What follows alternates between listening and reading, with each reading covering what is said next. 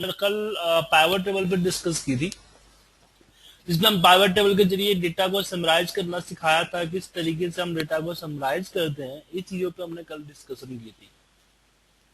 आज हम इसी से आगे डिस्कस करते हैं।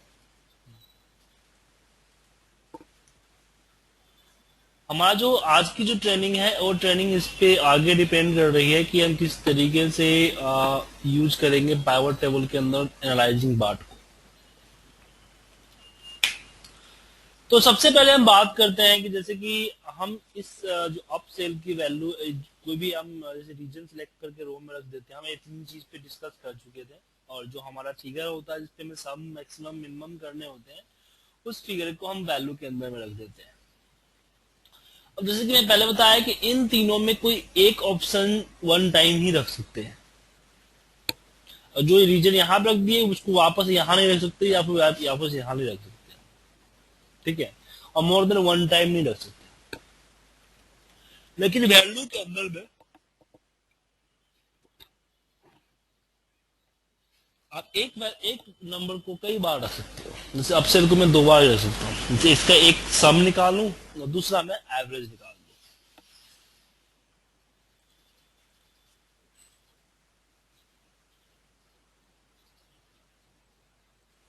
ठीक है, एक सम निकाला हमने और एक एवरेज निकाला।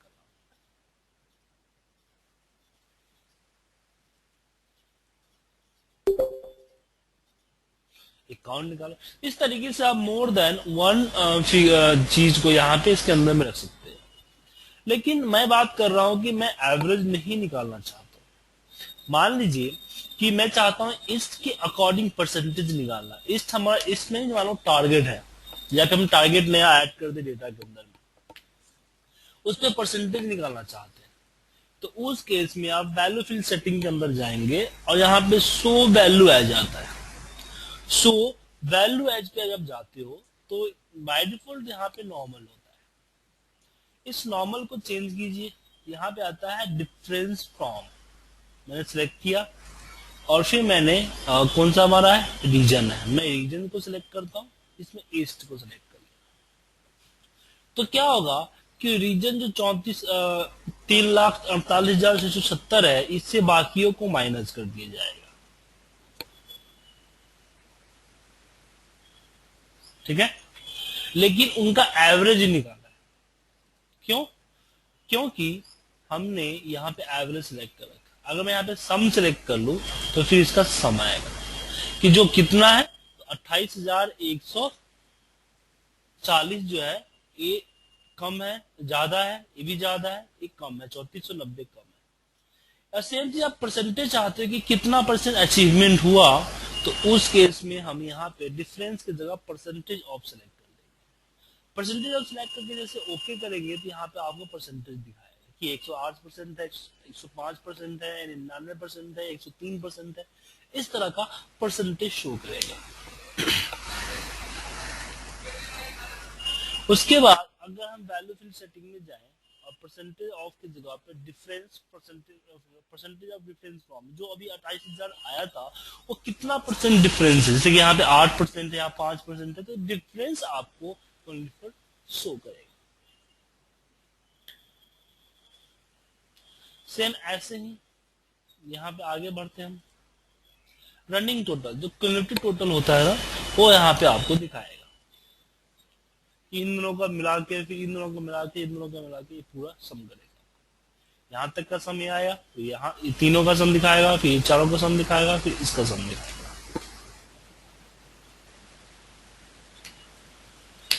ठीक है,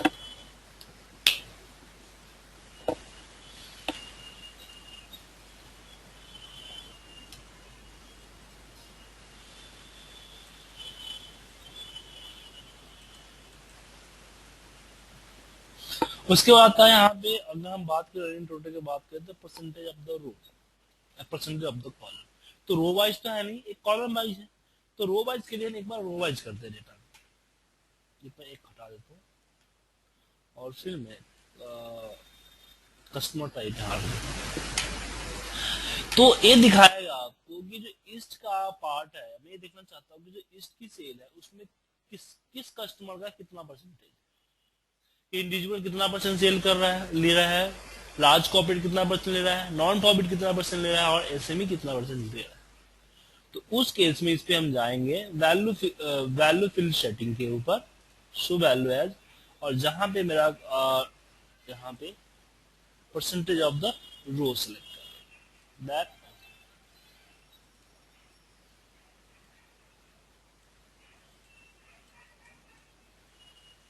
तो इन नंबरों का टोटल दिखा दिया, मतलब जो रो की टोटल आ रही थी उसमें उसका कंट्रीब्यूशन यहाँ पे दिखा रही है। इस तरह से आपको परसेंटेज ऑफ कॉलम चाहिए, मैं कॉलम का कंट्रीब्यूशन चाहिए, तो यहाँ पे आप परसेंटेज ऑफ कॉलम सेलेक्ट कर लीजिए, तो यहाँ पे आपको कॉलम का कंट्रीब्यूशन आ जाएगा। सेम इसी तरह यहाँ पे अगर आप परसेंटेज ऑफ द टोटल कर लेते हैं तो आपको टोटल का कंट्रीब्यूशन आ जाएगा, ओवरऑल सेल के अंदर 4%। ये समझ में आया आपको? अरुण जी समझ में आया?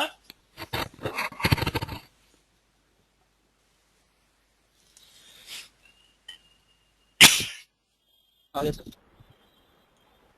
तो इस तरीके से आप वैल्यू फील्ड सेटिंग में जाने के बाद यहां से चेंज कर सकते हैं। और दूसरा चीज कि आप इसमें जरूरी नहीं है कि आप सम ही करो, इनका सम करने के बाद यहाँ पे एवरेज में आप जानना चाहते हैं कि एवरेज कितना परसेंट कंट्रीब्यूशन है, तो आप एवरेज सेलेक्ट करोगे तो एवरेज आ जाएगा।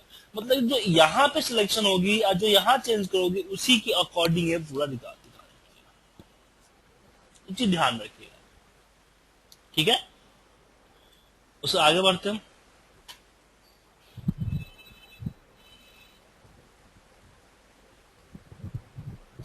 उसके बाद अगर हम बात करें यहाँ पे कि अपने डेटा पाइवट टेबल टूल्स में एक तो डिजाइन था, इसमें हम पाइवट टेबल की डिजाइन अपने ले सकते हैं कि किस तरीके से पाइवट टेबल का डिजाइन हो सकता है। क्योंकि आप नॉर्मल फॉर्मेटिंग करते हो तो रिप्लेस करते फॉर्मेटिंग हट जाता है। दूसरा ऑप्शन है, ऑप्शन में एक आता है फील्ड हीडर, अगर इस पे क्लिक करो तो जो फील्ड की हीडर है वो हीडर हट जाएगा, जो प्लस माइनस का ला रहा था ना वो हट जाएगा। फील्ड लिस्ट, जो फील्ड का लिस्ट है ये आपका हट जाएगा, ठीक है। फिर आती है बारी फॉर्मूले की। फॉर्मूला, अब फॉर्मूले के बारे में पढ़ते हैं, लेकिन फॉर्मूले के लिए थोड़ा सा डेटा हम चेंज करते हैं।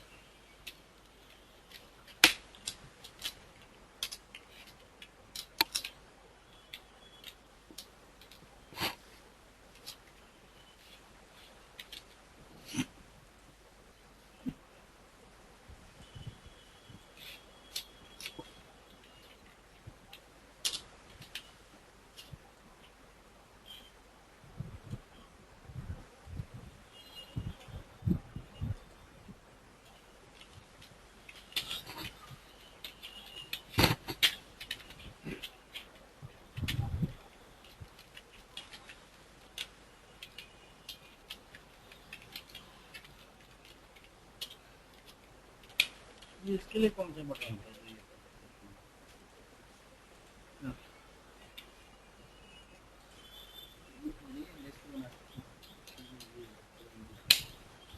अब चलिए, मेरे पास डेटा है, इसमें हम पाइवट लगाते हैं। मेरे पास डेटा क्या है कि मेरे पास हर इंडिविजुअल पर्सन का प्रोडक्ट वाइज सेल्स रिपोर्ट आया। जब इसमें हम पाइवट लगाते हैं, नेम यहाँ पे डालते हैं, तो उस पर्सन के नेम का लिस्ट आ जाता है। और प्रॉब्लम है कि जो उनके प्रोडक्ट का लिस्ट देता हूं तो मुझे ये 1 बाय 1 इस तरीके से दिख रहा है, लेकिन मुझे इंडिविजुअल प्रोडक्ट का सेल से कोई मतलब नहीं, मुझे ओवरऑल चाहिए। तो ओवरऑल के लिए मुझे एक बार पूरा यहाँ पे इंसर्ट करना होता है और फिर यहाँ पे इसको सम करना पड़ेगा, लेकिन सम जो होगा वो पाइवट से बाहर होगा। पाइवट इंक्रीज या डिक्रीज होता है तो वो इंक्रीज डिक्रीज नहीं होगा। तो मैं चाहता हूं कि मैं सम यहां डालूं लेकिन वो पार्ट ऑफ द पाइवट, वो पाइवट का ही पार्ट हो, पाइवट से कनेक्टेड हो, पाइवट जैसे कमे बढ़े तो ये भी अपने आप को कमाए और बढ़ाए। उस केस में हम इसको सिलेक्ट करेंगे और जाएंगे फॉर्मूला के, इसमें आएगा कैलकुलेटेड फील्ड। कैलकुलेटेड फील्ड में आएंगे, यहां पे हम डालेंगे टोटल, ठीक है। और फिर जो आपके जो जितने भी नंबर्स हैं उसको सिलेक्ट करो, plus insert plus insert plus insert plus insert plus,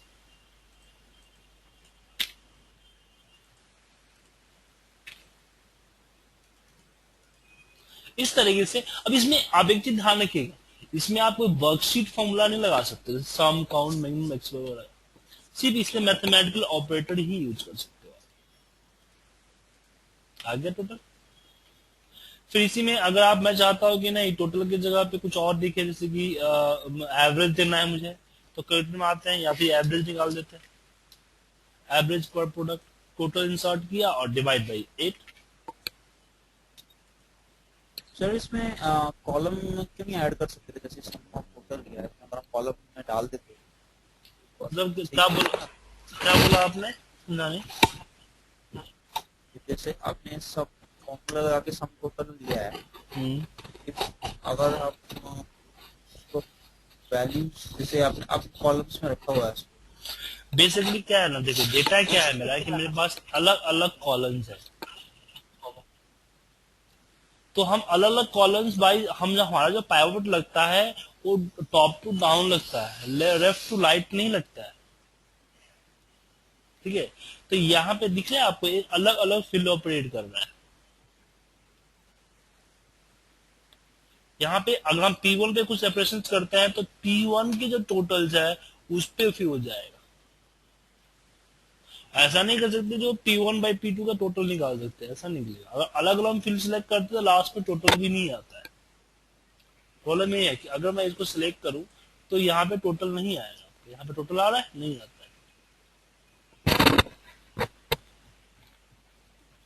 क्या रो वाइज रखो या कॉलम वाइज रखो, ठीक है। अब बात करते हैं कि मुझे अगर इन दोनों का आपस में जोड़ना है, एक तो मैंने कल के आपको मैं ग्रुप बताया था, हम ग्रुप कर सकते हैं इसको, या आप नॉर्मली इसको सिलेक्ट करके आप इसको ग्रुप कर सकते हो यहाँ से। लेकिन मैं एक ग्रुप करने में क्या है, पूरा आ जा रहा है, तो मैं पूरा नहीं लाना चाहता हूँ, मैं एक इंडिविजुअली इसको ग्रुप करना चाहता हूँ, इसको इसके इन दोनों का टोटल निकालना चाहता हूँ। तो उसके लिए पाइवट टेबल टूल्स के अंदर में हमें दिखेगा pivot table item, calculated item. Calculated item तभी एक्टिवेट होगा जब कर्सर आपका यहाँ पे होगा, कर्सर यहाँ पे नहीं रखोगे तो ये आपका डीएक्टिवेट होगा। कैलकुलेटेड आइटम पे जाइए, यहाँ पे हम डालते हैं टोटल, और फिर यहाँ पे हम जैसे सम करना है उसको इंसर्ट करना, जैसे पुनीत और रवि का करना है, यहाँ पे सिलेक्ट करके प्लस लिखा और फिर इसको सिलेक्ट किया और इंसर्ट आ गया। लेकिन ये भी रहेगा, आपको टोटल में इफेक्ट हो जाएगा, फिर आप ध्यान रखिएगा। उसके बाद अगर हम बात करते हैं यहाँ पे सॉल्व ऑर्डर की, तो आपको जो भी आप जो कैलकुलेशंस करते हो आइटम्स की, उसका ऑर्डर दिखता है। अगर आप लिस्ट फॉर्मूला पे जाते हो तो इस प्राइवेट टेबल में जितने भी आपने कैलकुलेशंस की है वो कैलकुलेशंस का लिस्ट दिख जाएगा कि आपने क्या क्या कहाँ कहाँ कैलकुलेशंस की है, किसके जरिए, लिस्ट फॉर्मूले के जरिए।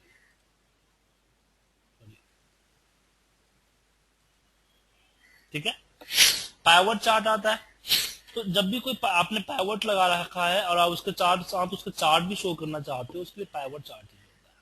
तो आप पाइवट लगाने के बाद ही चार्ट यूज कर सकते हो, या फिर इकट्ठे आप जब इंसर्ट करते हो पाइवट, तो पाइवट के जरिए आप पाइवट चार्ट इंसर्ट करो, तो पाइवट भी आएगा और चार्ट भी इकट्ठे आएगा।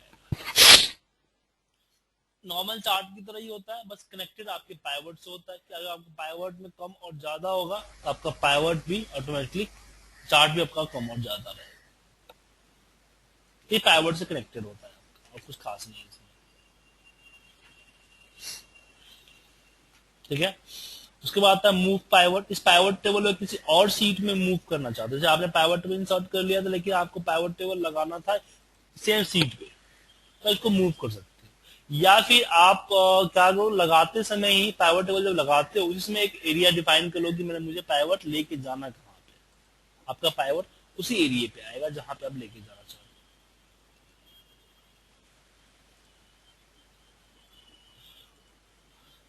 सो सेलेक्टर सिलेक्शन होते हैं, आप पाइवट सेलेक्ट करना चाहते हो एंटायर पाइवट सेलेक्ट कर लो, या फिर आप सिर्फ वैल्यू सेलेक्ट करना चाहते हो या लेवल सेलेक्ट करना चाहते हो, इसके लिए होता है। क्लियर के लिए, जैसे कि आप पाइवट ये जो यहाँ से चेक टिक बॉक्स होते हैं उसको हटाना है आपको, तो एक एक करके आपको हटाना है, तो आप क्लियर ऑल कर लो, या कोई फिल्टर लगा हुआ है तो क्लियर फिल्टर कर लीजिए। सोर्स चेंज करना का आपको मैंने बताया ही था कि अगर आप पाइवट में कोई डेटा नया डालते हो सोर्स चेंज कर सकते हो, रिफ्रेश कर सकते हो, शॉर्ट, और किसी पाइवट को राइट क्लिक करके अपने कार्ड से शॉर्ट कर सकते हो कि आप किस में शॉर्ट करना चाहते हो, उस पर जो यहाँ पे कर्सर होगा उसी अकॉर्डिंग शॉर्ट होगा, या फिर राइट क्लिक करके भी आप यहाँ से शॉर्ट कर सकते हो। ग्रुप अनग्रुप मैंने बताया ही था, एक बताया था आपको मैंने। इसमें पाइवट टेबल ऑप्शन एक आता है रिपोर्ट फिल्टर पर पेज, इस चीज को देखते हैं। इस चीज को हम इस फाइल में देखते हैं, जो इससे पहले वाली फाइल थी हमारी उसमें देखते हैं।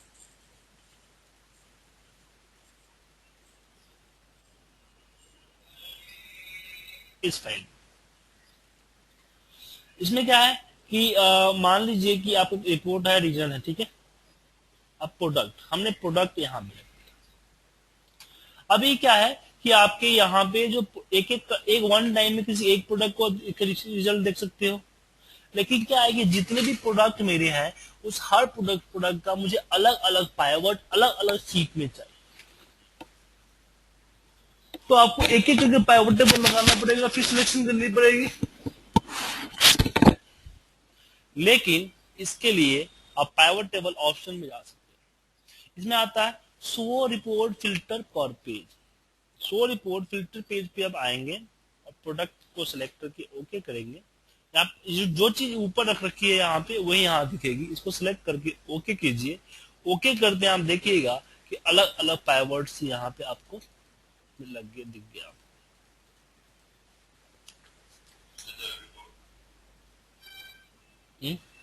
रिपोर्ट फिल्टर पर page, report filter, show report filter पर पेज, पहले वो चीज को आपको यहाँ पे रखना है, शो रिपोर्ट फिल्टर पर पेज। तो पाइवट की जो सारी चीजें थी वो मैंने आज आपको कवर कर दी है, ठीक है।